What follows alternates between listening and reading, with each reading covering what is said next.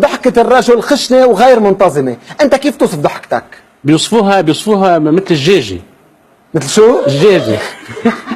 ايه؟ مثل الدجاجة؟ الجيجي، نعم. بالدراسات اللي صارت عن الضحك بيقولوا 20% من الضحكات بتكون ناتجة عن النكات، 80% ناتجة عن تصريحات وتعابير غير مضحكة.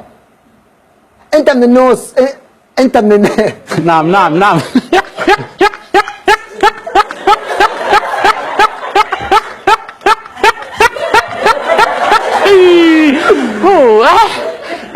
يلا نعم.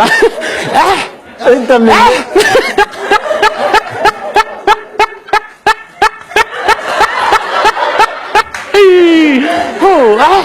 تفضل. انت من الناس اللي بيفجروا مشاعرهم وبيضحكوا او بيحاولوا يكبتوا مشاعرهم. انا من الناس بضحك، والناس اكثر الناس اللي بتقعد معي بتضحك من كل قلبي.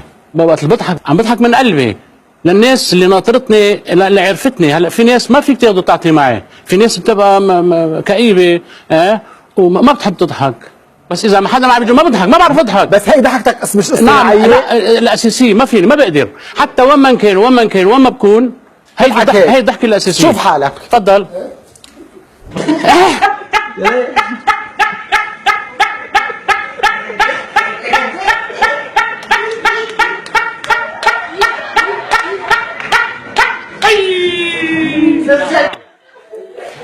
طيب نعم. بتصير بتخبط على راسك كمان؟ ما في شيء بشغل يعني. نعم.